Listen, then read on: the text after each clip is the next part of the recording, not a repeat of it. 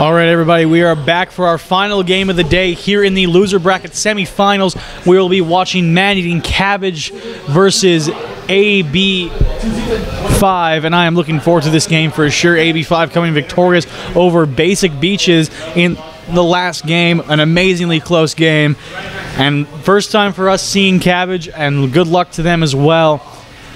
Looking at this, we've seen one of these teams before, but I don't know if they're going to keep running the same type of composition. At this point, I would expect them to really focus on the bot lane, make sure they get that one through. Calvin Bot has been a huge focus in the last one. His support play was amazing. See whether or not he can come through once again with that level of play, as we do wait for a little bit longer in the lobby before we get in the champion select here. Yeah, if I remember correctly, his Nami in the last game that they played versus Basic Beaches. No, not Basic Beaches, but the one that we saw against Brad 5, I think it was. It was the Battle of the Fives. I think he was playing Nami that game, and his bubbles and tidal waves, if I'm remembering correctly, were absolutely on point. Yeah, I do believe you are right. Calvin played so well with his dual partner, Vincent Bot. I mean, when you take the time to name yourselves like each other, you're kind of brothers at that point. Yeah. You gotta play it like that. Yeah. You gotta really be a team. Now, just so everybody knows, with me now is a new co-caster. Hi there. My voice is different from the last guy. It's different. If you didn't notice that, you're not paying very much attention. Jeez. Yeah, I'm Nope Man. This is Nope Man. He's not an old dog. No. Hound? No, old hound? Old hound dog. Old hound dog.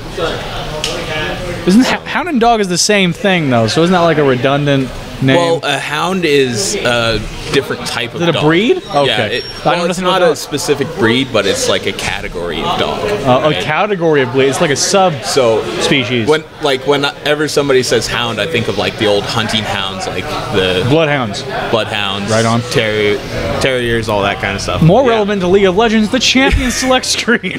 Well, we may see a Nasus, so our dog talk. Dog talk is a setup. Nasus is now acquired. Nar being banned out here once again. Many Nar players. It's a damn good champion. I like seeing him in a game, but I'll take the ban list every once in a while. Following that up, I mean, again, we saw such great Nami play in the bot lane. I think they might want to focus out the bot lane of blue side. Yeah, the bot lane was definitely one of the stronger points for AB5 in at least the game that we saw.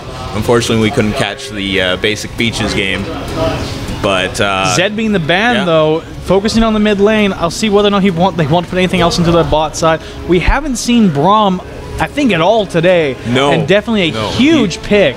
He was banned out a couple games today, but we haven't actually seen him picked up. There was 1 or 2 games where he was left open, but wasn't grabbed. Just dropped right through the pick and ban. Vi being banned out, followed by the Nami. As we said, Nami very strong. It's going to be taken away. They probably did it because I told them to, and that makes me feel powerful. And my ego needs stroking at a regular basis. What? Hey, that's, yeah, every caster loves his ego. I'm just a starting caster, and I make love to my ego every night just to make sure it's my ego, nice they hurt and when I twist them. Zerath gonna go away. We saw Zerath last game not be too effective, get engaged on really quickly, but this time around not gonna be in it. Zerath is still a strong pick despite not quite having the biggest impact in games so far in this tournament that we've seen. He's still a very strong pick in mid lane, good wave clear, very long range. He works well with a lot of different I think in a lot of ways he's seen as a more team fight oriented Ziggs. He's still got that wave clear, but in those team fights he's got a lot more AoE options, and they're a lot more reliable to do a lot more damage. Following up with the last ban, Maokai finally actually being banned. We've seen him picked so many times. Now we're just going to remove him from the game completely. It might actually be nice if you have a Maokai break. It'll be nice to have a Maokai break, but based on what we've seen in the tournament, there isn't a whole lot of reason for the Maokai ban. He hasn't been a huge force in many of the games. I think he was big in one game, and that was against a Shen. And I personally think that Shen itemized poorly. He built a... yeah, absolutely. He didn't go into Spectre's Cowl and whatever those items that are escaping my brain right now. He went Sunfire Cape as his first item instead against a Maokai. So it seemed like he was trying so desperately to just keep the lane pushed with that Sunfire Cape, but it wasn't going to do him any good. He could never hold out against Maokai, who just absolutely dominated with the split push, and there was no answer, and that nearly alone won the game for Maokai's team. But we do have our first lock-in. We have AB5 taking up the Jarvan. He's been so commonly picked, but I've never looked back and said, thank goodness Jarvan was there. I don't know, you get certain junglers, especially up in the LCS level, you see junglers like Gilius just doing absolutely amazing things with Jarvan. His mobility is incredible. He has great early game pressure with his EQ combos, forcing flashes all over the place when he wants to, so it's an interesting I will admit pickup. that last game, we did see Styx play an amazing Jarvan. He just kept going in. He'd go in to get flashes, he'd go in to get anything, he just wanted to go in. And it worked out really well, but if they're not that far ahead, is Jarvan going to be that effective? We'll have to wait and see in this game. That's the question. Lee Sin being picked up by the purple team, or hovered over at least, along with Sona. I gotta say, we haven't seen yet, I don't think. Yeah, but it hasn't been seen yet at all. An odd pick. I mean, the Nami is gone. If you want to sustain support, next up would be Sona. And if Sona was then magically banned, it would be Soraka. So I'm not too surprised. It seems they really want to sustain support in the situation, but they've got to be comping around that. I'm not sure exactly what their plan is. Well, the Crescendo will be huge for team fights. It's always been a huge thing. Even after her rework, the Crescendo was the one thing that stayed constant with the kid. The way she has hidden power now is a bit different, so it'll be interesting to see how she can handle the laning phase, especially against a laner such as Thresh, as he is locked in right now. Yeah, and that's what I was about to say, is that Thresh is the kind of champion you want to pick against Sona. Sona kind of ends up accidentally playing very aggressively when played at almost any elo. She takes that Q early on, and she thinks she can just get that auto attack passive off, and it ends up getting her very far away from minions in an awkward situation. And if she ever makes that mistake at the wrong moment, Thresh can get that hook out and quickly turn that around. I would like to see on blue team a very strong, very burst-heavy ADC to follow that one through. Yeah, picking up a Lucian or a Corki here would be, or even a Graves would be really good to go along with the Sona. Especially at level 6 with Corki, or actually Graves would probably be the best one at level 6. You land that Crescendo, Graves dashes in, Buckshot, and collateral damage. That is an immense combo. That can 100 to 0 most people at level 6, just straight off the bat. But instead we're seeing top lane and mid lane picked up by purple team here. So, Aatrox and Syndra. Holding that one on. I mean, Aatrox is a definitely not very orthodox pick. I'm not saying it's bad. We don't know what it's going up against. Assuming it's going to be the Ryze. Yeah, we can assume it's the Ryze. The Ryze could be mid lane. Yeah. But I would take my best guess at Ryze top lane. Yeah, it seems to be a much more common selection. Darkness. So Corki locked in for blue team for AB5. So we got a Corki Thresh bot lane. That's a lot of early game aggression. And that's the kind of ADC, as we were saying, we want to see followed up with Thresh. I mean, Corki was not on the list, but Corki has that instant burst. You get the hook onto Sony, you get her in the wrong position, you use that combination, especially as a Sheen. He's going to be able to use that Q, use those ults, and just in tandem with the auto attacks and completely delete Sona. Free kills for Corki. Following this up with an Ahri, a bit weird because of the Syndra pick. She's going to have a hard time really getting those assassinations off. Yeah, it'll be interesting to see that. Syndra's known as a lane bully in most cases, and she has a really good laning matchup against most mages, and especially assassin mages like Ahri. She'll have a hard time going through. There's the Graves that I was talking about. I really want to see that locked in. This will be the first Grave we've seen so far in the tournament, at least casted. I saw one Graves as I was passing by a game earlier, so it has been played in this tournament. Haven't been able to see it yet, but he's very strong champion. For a long time, he was kind of considered the poor man's Lucian. But I don't think that's the case anymore, because Graves does a lot of different types of damage. He will eliminate several people like he's a Syndra, and it'll still be enough so he can contain damage throughout the rest of the fight. He does that instant damage, then he just needs a few seconds to get right back up again. And to have that matched up with Syndra, someone on blue team is just going to end up dying every time they fight. Yeah. Graves has actually been coming out a lot of the community saying that he's one of the hardest counters to Lucian right now, actually, because his burst just comes out so fast and heavy that Lucian can't deal with it. A lot of Lucian's burst is actually prolonged. Yeah. Because you have to Q, double tap, W, double tap, E, double tap, so on and so forth. Yeah.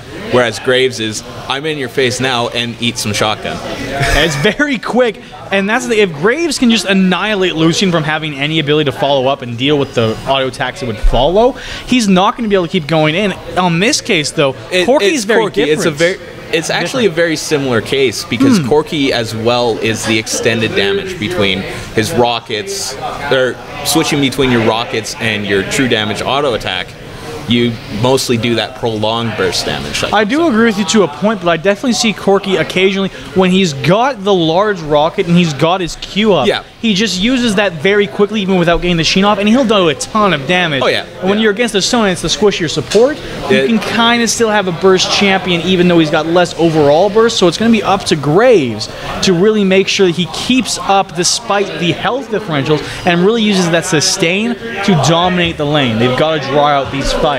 Yeah, a lot of that matchup is going to be riding on the supports. Who plays better? Yes. Who dodges the hook? Who dodges the crescendo? Yeah. That'll be the decider for that lane. I think the 80 carries obviously have their role to play, but the majority of that lane's focus is going to be the battle between the supports. It really is. It seems almost like in this kind of scenario, the ADCs are just there to right-click things, and the supports are there to generate kills, positioning, and ward control. Usually that is kind of the case, but in this kind of a matchup, it's exactly what you're looking at. It's all going to be about whether or not Thresh can land those hooks on the Sona, whether or not Sona will hit those money crescendos when they get their dominating level 6. And in many ways, level 6 will be the turning point of this lane. If Corki doesn't have a notable lead by level 6, it's likely the crescendo and ultimate from Graves combo is going to be enough to completely turn that lane on its head and destroy Corki Thresh. Yeah, that should be the case, actually.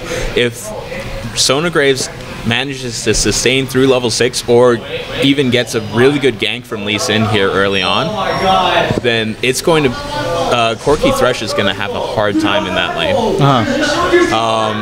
Looking elsewhere on the map, though, Ryze into Aatrox. Or Aatrox into Ryze, because Ryze was picked first. Yeah, and you just traded afterwards.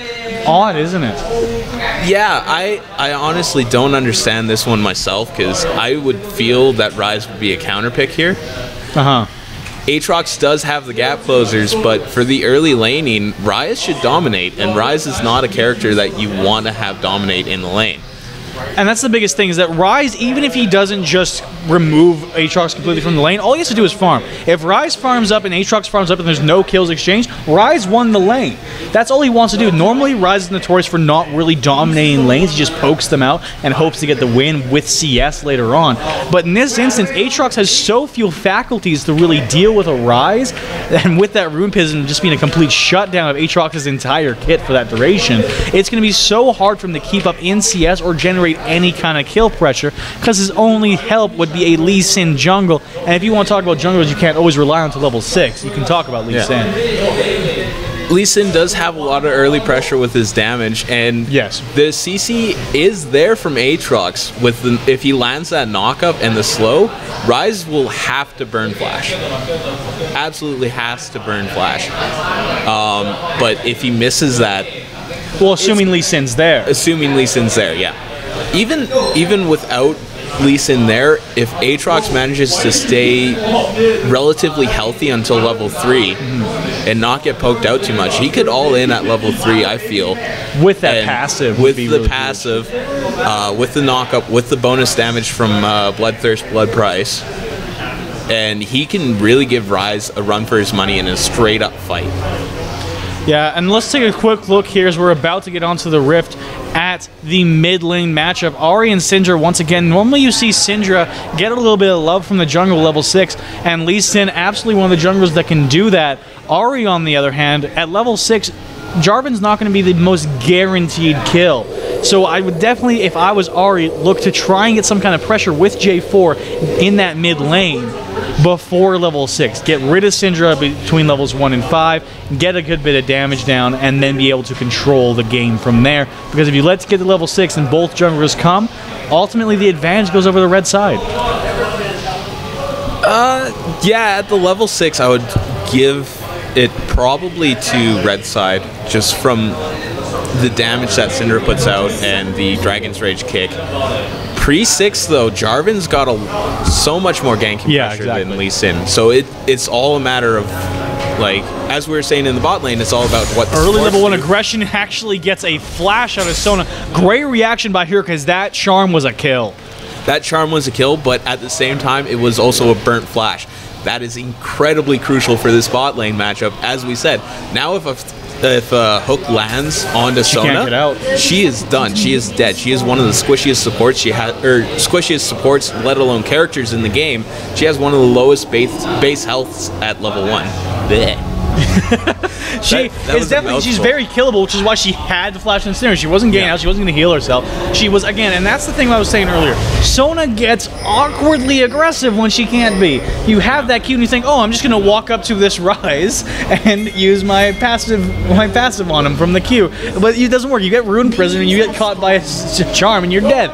So she had to burn the flash. Now she's going to be very scared of those hooks. And I think from that alone, either it's going to end up in a kill for the blue team, or it's going to end up in Sona and Graves playing very passively in the early lane phase.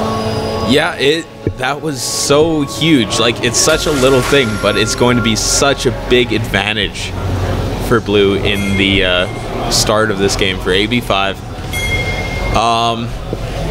Yeah, outside of that, looks like normal buff starts. Actually, Jarvan's in the blue side, or Jarvan's in the blue side red jungle. Aatrox was trying to get blue there with Lee Sin. Bit of an invade by Lee Sin. It was a little bit lackluster, though, and was met by everybody.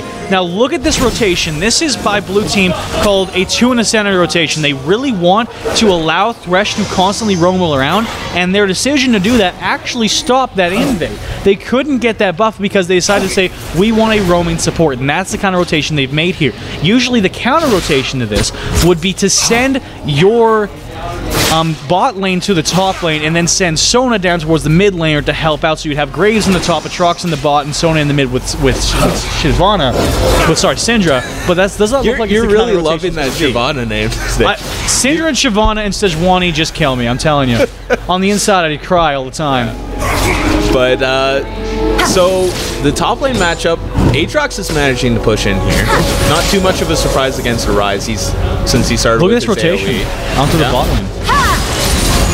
Once again, and see, this is, they counteracted it. They didn't want to allow for Ahri to lose too much CS. They realized that Graves then was willing to play very aggressively, and they could never capitalize on the flash being down of Sona, so they made a different rotation afterwards, after stopping that invade.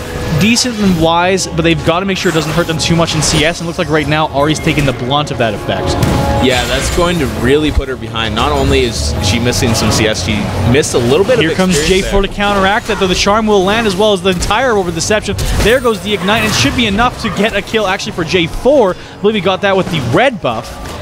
And there it is. And as we said, what amazing rotations by AB5. They said, okay, we've made a little bit of rotational error. We're going to fix that up, try and get some more aggression on bot lane, and while doing that, we've taken a lot of fun away from Ahri, so let's say J4 over there and get her an assist. Amazing rotations. Beautifully done, and that's that early pressure from Jarvan that I was talking about. Lee Sin has some of that early pressure, but not as much as an EQ from Jarvan. Not only did they get the kill, they also busted the flash from Syndra and the ignite. So Ahri only lost her ignite there, so she's got complete lane pressure now, despite losing that early bit of experience. And we said earlier, you got to get rid of that Syndra before level 6, and they've done just that. They can even do it again. They have enough time, and it will be huge. Thresh now being a little bit too aggressive will get caught out by Graves being too aggressive as well, but here comes Lee Sin. He's on the backside getting a good amount of damage and slow. He's actually going underneath the tower, but there goes the heal, and be enough to make Lee Sin have to get away as soon as quickly. And now here comes J4. He wants to use Flag and Drag again, but it's already down, so he will back off. Corki very low in this lane. He does not have a sustain. Yeah, the Lee syndrome there was a little too strong. He shouldn't have taken that Q into the tower. I mean, you got some extra damage onto Corki, but I don't think he could have been expecting to get a kill there anyways. But yeah, if he had his E off of cooldown, which it wasn't, he might have gotten that kill if there was no heal. In so many ways, that was just never going to happen. But he did it to get in some kind of lane pressure, I guess. But here comes J4 to completely turn that one around. The Flag and Drag is up as the hook misses, and that'll be enough to deter AB5 from continuing this push. That was a very close call. AB5 really needed to land that hook there. That was a huge missed opportunity. The flash is up for Sona as well. Flash is up again. So she's made it out of that part pretty safely. CS lead for Torquay coming into here. But that's not too bad overall, actually. So let's take an interesting look over the top lane. As I was saying earlier, it seems like Rise should have complete control with that Rune Prison of the lane, but all it's going to take is a ton of aggression from Aatrox and the confidence of having his passive as a backup in order for him to dominate the lane, and he did just that. He managed to use his passive and use his early levels to just say, no, Rise, I'm not having any of this. You're going to use all your mana on me just to try and keep me down, but even if I die, I'll still have a passive, and he did so well. He's seeing right now at 33 CS, he now has a Negatron cloak after that back. Rise is going to have a problem. Yeah, I'm kind of interested as to why he went Negatron Cloak exactly, if I remember correctly. I could be wrong, but I would think he'd go for a Hex Drinker, which, isn't that a null magic mental? I could be wrong. I do believe you're right. It is a magic mental. So that would be my itemization. I mean, like, I'm no professional Aatrox or anything, but yeah. I would think that would be what you. Well, that's if he really wants to stay aggressive with it. If he's looking to just passively farm his lane out, this is definitely the safer route. He backed very quickly there just to get the Negatron cloak. I think even if that's not exactly what he's building into, it is still initially stronger than the Hex Tech because he couldn't have bought it at that point. He didn't have enough gold. He waited for the 720. He said, I'm not going to risk this lane. I'm just going to go back, get some resistances, and force Rise to allow me to farm. And that may have just been the entire idea instead of itemizing completely for the lane. Yeah, that is a good point. It's not like it hurts him either. That Negatron Cloak will build later on into a Spirit Visage, which is incredibly good on Aatrox. Yeah, 100%. And that heal help is just so big for him. And now Rise already forced the back. Aatrox going to regain that CS lead. I'm going to be interested. He's probably not going to want to use the TP to get back into the lane because of the threat of Dragon, which would almost be instantly aggressed by AB5 if he does TP. So he will walk back to it, but that's going to cost him a little bit of CS because Aatrox is comfortably in the lane. He doesn't have to back anytime soon. Yeah, no, Aatrox is really having his way with this lane. Like, I'm really surprised by that. That's a 9 CS lead plus whatever dies to minions there. That is not what I expected out of this lane. Clearly the top laner, Dr. Philippe there, knows a little bit more about top lane than I do. Well, so I should have trusted him. Like, the one person I'm definitely going to be a little bit critical of right now. Oh, there goes the all-in by Dr. Philippe himself, trying to get some damage on the orange beast. He does so successfully. He does still have his passive getting a little bit more damage. He will take a turret shot to the back of the head. Will not pop his passive, so he's going to try and sustain this one out. Rise does not have any pots, nor does Aatrox. So Rise is actually going to be the one to consider backing. They got to make a decision pretty soon. If I'm going to be critical of someone, though, it's going to be Lee Sin. That gank on bot was pretty lackluster, and he almost made a huge mistake with that Q. And right now, he's got a level 7 Syndra sitting in that mid lane, or at least she was a moment ago. Now she wants to kill Rise real bad. He needs to help her get that first kill. J4's already been successful with helping Ahri. Now it's going to be up as the flash goes down from Rise. Yeah, there's a stun. Syndra there. Yeah. Did he flash for that? Why would he do that? Greed, just man. Like Syndra's gonna get my kill. No. He saw blood. No, I actually think Aatrox wouldn't have gotten an assist from that because Rise did manage to flash the That's dive. True. That would have been and no I don't assist. think the blades. I don't know any of Aatrox's abilities because I never play as or against him. He didn't hit his Q. Like his Q slow did not land. Yeah, I didn't think that landed either. Dark Flight is the Q. The Blades of Torment. Blades of Torment, rather. Blades of Torment, his E, yeah, didn't land either. So he had to flash for that just to get in on the kill. Please continue to tune in if you want more of our elaborate Aatrox knowledge. Yeah. Next up, we'll talk about all 20 of his skins. Yeah. Well, look at Rise right now. Rise is seen by the Dragon Pit. They didn't actually do anything with it. He used Teleport, I believe, to get down there. Yeah. Rise making plays. He just doesn't know what it was. Like, I am really confused by the play of AB5 right now. They look so good. And then but it doesn't make any sense. Strange the next moment. Oh, there goes the flash from J4, and he's not going to manage to finish up that kill. Red buff will not be enough as those Blades of Torment actually landing. This time, the ult from Syndra is going to be enough. There'll be another kill going over to the cabbage-eating men. man-eating cabbage. Crescendo the whip. flash crescendo. Crescendo Whifferino. I just got a whiff of something. It smelled like crap, and it was a crescendo. We have Graves right now. He's got even in CS with Corky. Corky having that chain. Listen to the time he wants to aggress, but Rise used his TP to get bot lane to not get a turret. Now he's back top, and now Aatrox is down here and taking the dragon. Aatrox has teleport as well. I don't know what happened. Rise isn't going to get any pressure on that tower. Nope. He's going to back then TP up there. That's all it takes. He might even not use TP. He might feel like he doesn't want to use that summer spell this game. He might, like, at this point, like... No, the minions are OP. They got it with the last hit caster minion. I love you. I do like the move by Ahri here up in the top lane, helping Rise push. Rise does not have any tower damage on his own. Granted, Ahri does not have a lot either, but together they are one, and they hurt the tower a little bit. And that tower is hurting Rise. Rise is gonna face tank that one shot away from death. But the return tower is real, and though they got the dragon there, they only got one tower as the two. I'm actually gonna say it's a surprising. That's pretty even trade there. I'd say the advantage actually going over to AB5 because of the dual tower. I'm just going to call Lee Sin out here officially and say, you missed those Wraiths with that Q. I'm mildly disappointed. Are the Wraiths still alive? They're ninjas. Were they alive? They are ninjas. He missed the Q, and he's just like, now I got to walk around, man. I don't know how you missed that Q. They literally take the entire camp. There's not a spot where you can't hit them. He's just that good at Lee Sin. He got the goal. He's right in between them there. Yeah, shooting field goals. Some NFL team needs to hire him now. Yeah. Clearly, he's just sending it straight through the uprights every time. We get the 5-hole every single time. Those Wraiths will not know what hit him because it didn't hit them.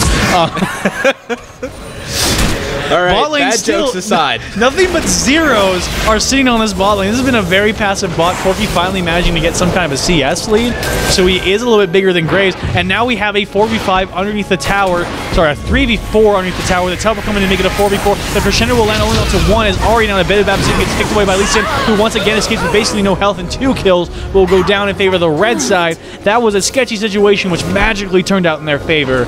Lee Sin with a ninja pole play there. And it was AB5 making a really good and logical rotation, and it backfired. So I think we need AB5 to keep to their unknown ways where we don't know what they're doing, because it works out better for them.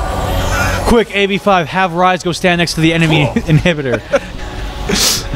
You need to. They won't understand.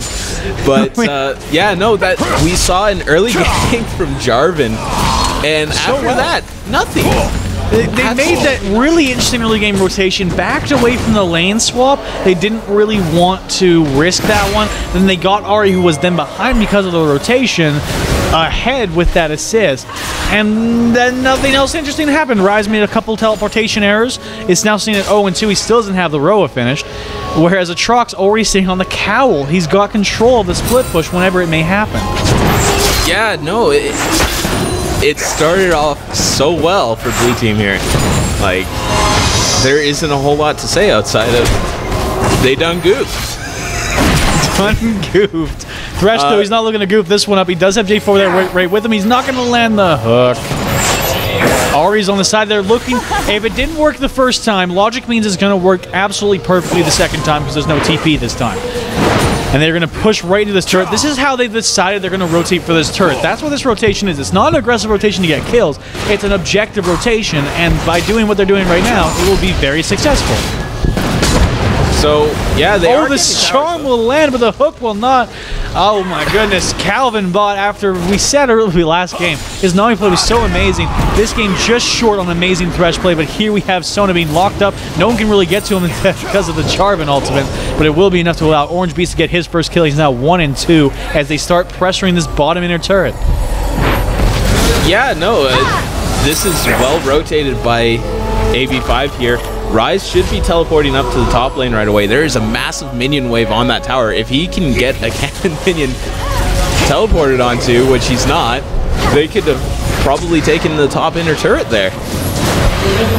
As well as this... Yeah, man-eating cabbage vendors are really on the back end of this one.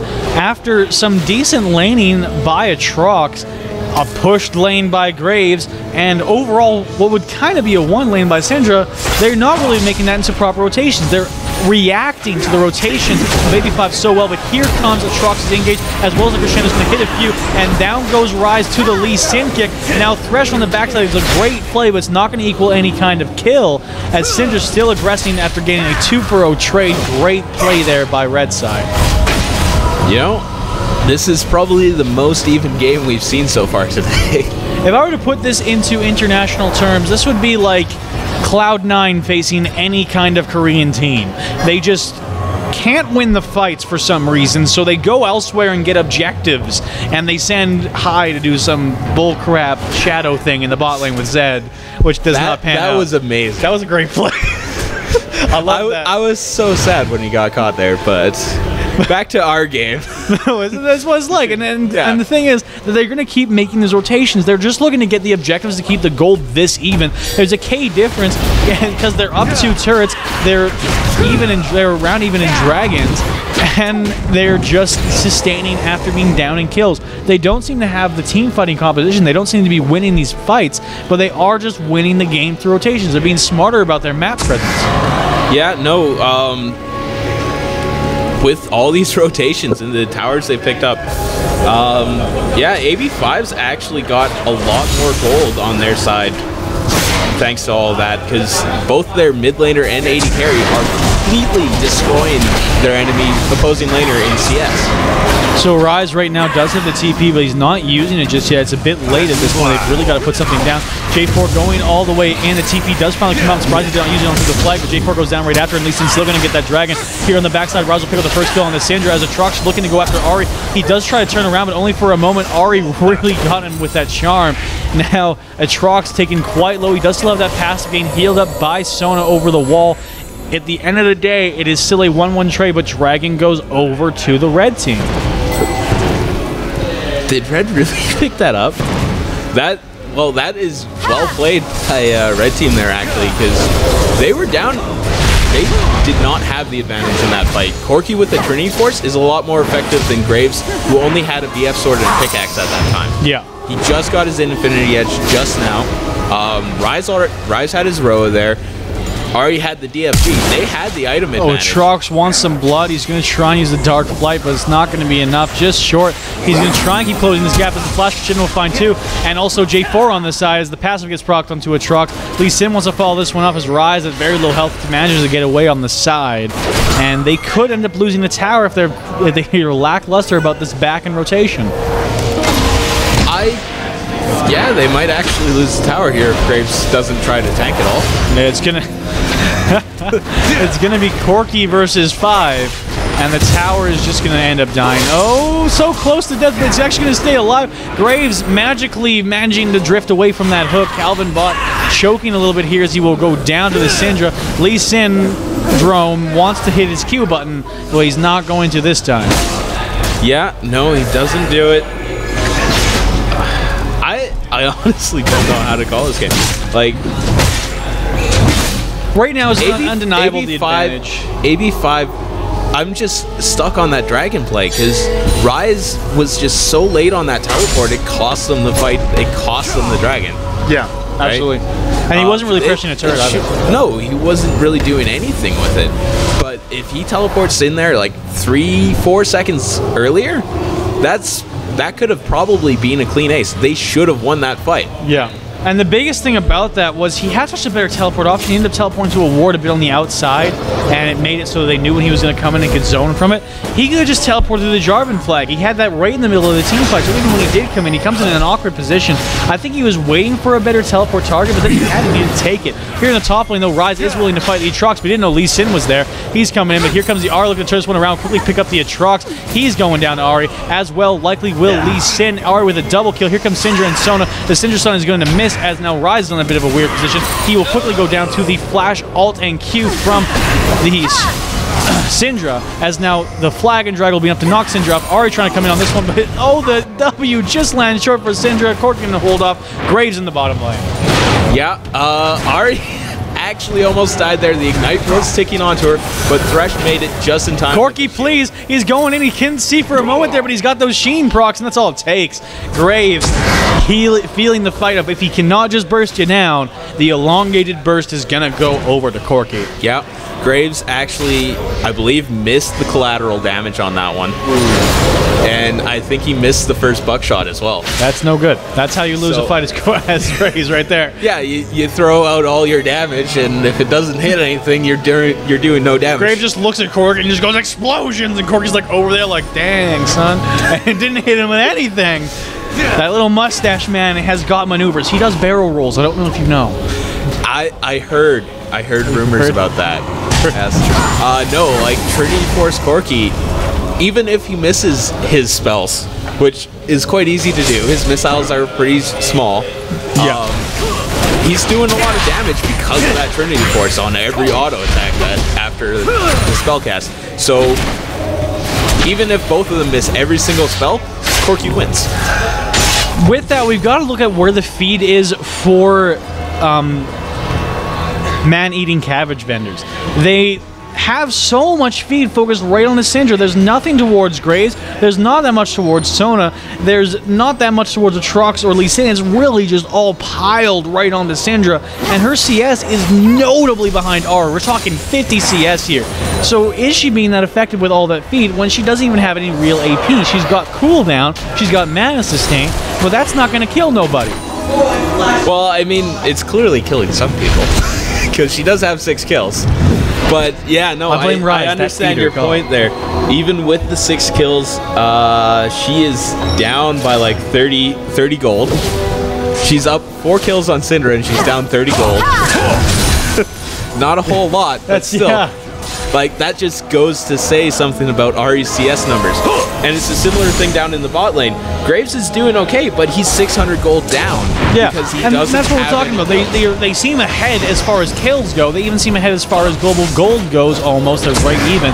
But where's their gold is at is just not appropriate. It's not really winning them anything because Ahri is up, Corky is up, which really means that in many ways Thresh is up, so him being down a bit, which he is right now, doesn't really matter as much.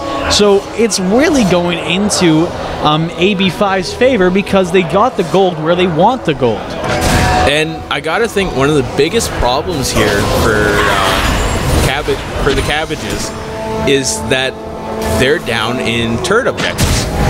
They don't have any outer turrets left to defend, and they're running a pretty big pick comp. You got Crescendo from Sona, you got these long-range stun from Syndra, you got Lee Syndrome, you got Aatrox is really good for picking. You got a great pick composition, but if you look at all the wards, they're all in your own jungle. You're not picking anybody in your own jungle unless you're being pushed in on. And right now, this dragon is going, and those wards are not reaching towards the dragon. They do assume it's going down, but they have no clue where it's at. They're going to have to basically face check this because it's now already gone. Will they even try to contest the take as Lee Sin going to have to jump over that wall? And there it is. Just because of where their wards are positioned, they can't really get in, and they're slowly losing in gold, despite the fact that really they've shown they're the better fighters. Yeah, no, blue team is like... AB5 is just doing a great job at slowly compressing them into their base. Yeah. Like, every little move has given them a map advantage. Despite how strange some of them have been, such as Ryze teleports down to bot lane. He did get wards down. I believe he went and put some extra wards down in that dragon area. They did lose the dragon later, but like they were still trying to gain map advantage while they were doing that. It cleared up some pressure that Graves Sona may have had down in the bot lane if they see Ryze teleporting down. Oh, the stun from Syndra will land on Ahri. She's going to go down very quickly as the Lee Sin is there to finish that one off with the Sonic Wave. I mean... Resonating Strike. Really? Yeah. Sonic Wave is the first one, and then Resonating Strike is the follow-up, and he killed him with the follow-up. So. Fair enough. Technically, you're right, but at the same time, you're wrong. That's the best kind of right. The wrong kind of right, wrong. I don't even know what we're talking about. Yes. Fair enough. J4 taking his way as Lee Sin finally clearing out some more wards, but as we said earlier, they need to use this pick comp appropriately, and pick comps so dramatically are all about those wards, and they just do not have them in aggressive positions. They've got to get them on the sides of the lanes. They've got to get them where you're going to find blue team to rotate. They've got to put them there, and that actually is kind of where that is, but that's only one. They need a lot more wards towards the other side of the river to really start catching out the blue team. They've got to move as a group too, or else they could end up getting caught doing so. Yeah, no, they've got to keep moving around and try to get a pick, like the one onto the Rise here. That's how you get out of Lee Sin kick his Rise. Wait for him to get to you, just use the room prism and walk away. Yeah, that's one way to do it. And while all those resources were focused up, now that's a free inner turret. And this looks like a Cloud9 versus Koreans game. They didn't fight them at any point in time, but they're still getting towers. Yeah, and I think even if they did fight, though they haven't proven to be able to yet, they have the item advantage, like majorly. Look at Rise in the top lane. He has his Roa, he has his Frozen Heart, he has his gear stacking up. You got J4 with the Brutalizer Lizard Elder. You got Ari with the Death Cap and Deathfire Grasp. A lot of death in that build. I would definitely say I want to look for the Corki. If I'm on AB5, I want to say, okay, we can fight pretty soon. Let's keep making these off-ended rotations and wait for Corki to get that 2-item plus boots build, which is so renowned as being insanely powerful for Corki. Once he finishes up this Infinity Edge, he's going to be an insanely dominant force, and they can group and fight then. Here in top lane, we have a kick that will land onto Rise by Lee Sin. He's trying to do a bit of trade damage, but Sona's there to heal up Lee.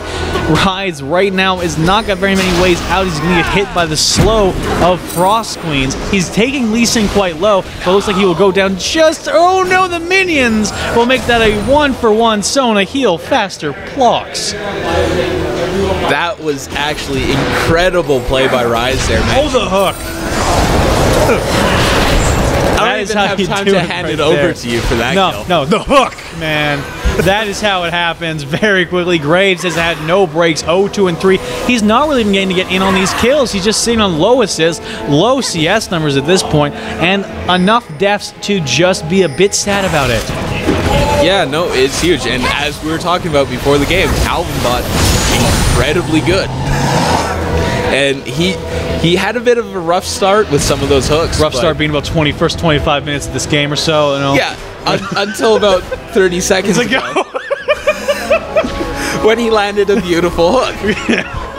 But we've seen that he can make these clutch game moments. And that's what, as a support, that's exactly what you're looking for to do. And he's done so. Now, I guess we can say consistently, he's come back to life. He's now 0-2 and 2, so he's got numbers by his score, which is a great thing to have. He needs to keep asserting himself into this lane. It's really weird. There's been so few score kills for AB5s that they don't really seem like they're doing that well. But gold-wise, they are just dominating. They're using the global gold and getting everybody fed instead of just using fights and getting some people fed. Here goes Ari, though, just annihilating Sona. She's not even in this one. Lee Sin gonna go down. Another hook will land, and Lee Sin awkwardly walks away. A quick little bit of lag there on the spectate. Yeah, but we do see Lee Sin go. I was wondering if that was on your screen too. I was like, there should be more abilities. They stopped auto-attacking.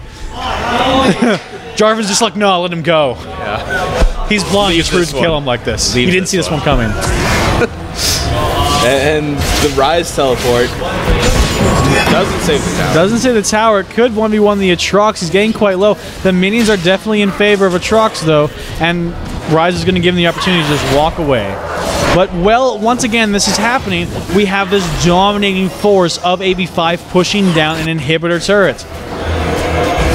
And Rise stopping the Aatrox back. Is he gonna get? Yeah, he got the passive. He's got no minions there. Aatrox is gonna have to win this one pretty quickly, but he's gonna get Rune Prism. Why did you walk away one step? You couldn't auto-attack you then, but it's not really gonna matter because your Q is almost off cooldown. You use it once again. There's Rune Prism. There's the Q, and there's the kill for Rise. And that's that item advantage. That Frozen Heart on Rise is negating almost all of Aatrox's damage. He only has a Ravenous Hydra. He doesn't have a lot of AD behind him. So, you know, it's hard to deal with the tanky beast that is Rise. I would have actually, I do have to agree with you said earlier, I would have definitely liked to see the Hex Tech Hex Drinker? Hex Drinker, sorry. He really needed that, because if he had that as well as the most parts of the Spirit Visage, as well as his Hydra right now, he would be a lot more effective in fighting Rise, but he just doesn't have these items.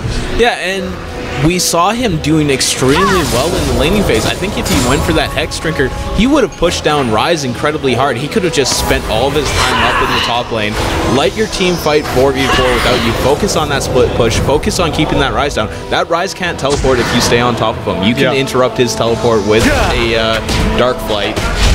And that would definitely have allowed for at least one of these two kind of subjected skirmishes to be in the favor of Red Team, because really when the fights really break out, AB5 is winning the both of them. But now, but with that, it would have been that one of the fights, the 1v1 of Aatrox and Rise, could have gone in Aatrox's favor. Hopefully he has a chance to turn that around, because right now, man-eating cabbage vendors really need a break. Probably from eating so much men and cabbage. I don't think they eat cabbage, actually. I think all I know is this whole entire team. They sell cabbage. Oh, at least in die while we're talking. Just keep going. Victoria's dead. It's in vain. Fair enough. Vincent fought picking up that kill. Nice Cinder stun coming across, stopping any thresh hook further looked engage. cool, but didn't hit anything. Yeah. Calvin bot, come on, step up. We hyped you up for this game. That's right there. That's the scenario where your Sunfire Cape doesn't pay off very well. Baron just hit him while he's trying to take a ward down. Anyway, he is going to turn that one around. This miniature form of the Baron is likely going to drop fairly quickly. Rise is there to try and zone out the enemy team as Baron gets quite low. Here comes Aatrox from the side. The crescendo will allow him to Rise. He actually flashes over the wall and gets away with it. Thresh with a money hook will finish off the kill on the Syndra. 4 kills going out towards the blue team. This is AB5 looking to put this into a win basket. There we go. I said step up, Thresh. He gets a double kill. There we go. Okay. That's what Calvin I wanted bot to see. Now get a penta. Immediately. I need penta. I would love to see a support Thresh get a penta. But yeah, no, that's the item domination that they have. They destroyed Rise. They took him out of the fight there, but they had to burn so much to do it that they immediately died after. They basically just fell over because they had nothing left in the tank. And he still flashes away and gets away with it. Like, this is not the kind of thing you can have happen. The crescendo goes down for the Rise, not kill. It's just not being effective. And right now, they're making these very strong rotations. They have the Baron, but they're going to regen all their lost health, as we can see by Rise, who is nearly dead now, nearly full health bar. They just want to get a catch, and they have every single faculty they need to pull that off, as we have a just miss of a stun on the Syndra. J4 looking to jump the walls. Corky's underneath the tower. He's going to take a ton of damage and go down. He can't even get to the Lantern in time. Bit of a misplay there by Vincent. Yeah, he went a little ham. Channeling his inner wild turtle there. Just jumping over the base walls. So yeah, I got this, man. Hey guys, watch this. I'm not Wild Turtle. Aatrox gonna manage to secure that blue buff, as we have Lee Sin and Aatrox going into his passive, as Rise in a bit of a weird position as the backup for Aatrox is there. Cinder gonna go down next. Ari does a lot of damage. And now we have Rise looking to re-aggress with no health. He'll go down, but it's going to be quickly turned around by Ari. As again, it's just they'll fight you, but if they're fighting you, they're not all there, because some of them are over here. They're over here taking your Nexus turret. You can't handle it, and this is exactly what they love. They love being able to just. He took off an Nexus turret. They didn't do anything. This watched it happen. They didn't have a choice because there was an opening and he took it. And now look, they have to focus down Jarvan, but look where Ari is. She's in the bot lane taking an inhibitor turret. You just can't stop these guys. If you group at all, they'll just de-group and take your stuff. This is incredible play. We were questioning their moves. I cannot question them anymore because clearly they're working. They were unorthodox at the beginning, but they quickly got tightened up. They just avoided fighting. They didn't want to risk fighting until they had a major gold lead. Now they have a major gold lead. They go decide to fight, but they have such a major gold lead. They say, "Oh, we don't have to use all of us to fight. That'd be ridiculous." Yeah, let's have our weakest split pushers go and take their entire base. Oh yeah. Hey, well, Thresh, can you just go get a Nexus for us? That'd be great. That's the next goal. Thresh 1v5 Thresh pentas 1v5 while pentas, killing then the Nexus. It's just use the hooks and the plays on the side, just auto attacking the Nexus down, just not Calvin bot. That I would love to see that. But blue buff for Ari coming up here. Wasn't able to get the last blue buff because scumbag Aatrox took it away. Had to pay for it with his life, but still took it away. Well, he paid for it with his passive. I think he got away, and everyone else died around him. Yeah, he did. He's a very nice person. Here goes Ari once again, looking to get that burst. So she uses the amazing zone. He's going to get her out of that one. Rise got kicked back into the team where he wants to be. That's a good job, Lee Sin. You got him right in his face. As here we go, we got Jarvan on the backside using that flag and drag. He's a little bit out of position here, but it doesn't really matter. They can't burst him down. There's no turrets in this area. Jarvan was here earlier, lacklusterly just taking them for funsies. As we now have the bottom inhibitor turret, it's gonna go down. I would like to see, there's gotta be a fight here. Lee Sin, let's go in. Get that drone going because you're going to lose your Nexus if you don't fight. At this point, they have to just take the next fight that comes up. Doesn't matter how good or bad it is, because one way or another, the game is ending on it. And this looks like this might be the moment they're about to lose their third inhibitor, which is basically how you lose a game. Lose 3 inhibitors, and then you just walk over and cry as the minions kill you and everything you love. Here we have J4, he's on the side. He does not have his ultimate, so he couldn't engage on that amazing group. And there goes Syndra. She wanted to fight. No one else got the memo. And that memo will be the last one sent from the company of Red Team as we have J4 going in on the backside. Quickly Graves gets hooked up. Another amazing hook by Calvin Buys. He's going to play away the Atrox. Flash out of that one. He gets out alive. As we now have Lee Sin. He's very tanky, but he's not doing much damage. He'll go down as well. We have only 2 members. 1 member left. It's Sona in the base. She's not going to go get no Penta. And that will be a game for AB5. They'll be moving on to tomorrow. Congratulations. Well played to everybody. G and G. 15K gold lead. What can you say? Money in the bank. And I don't know when it happened, but they have 24 kills now.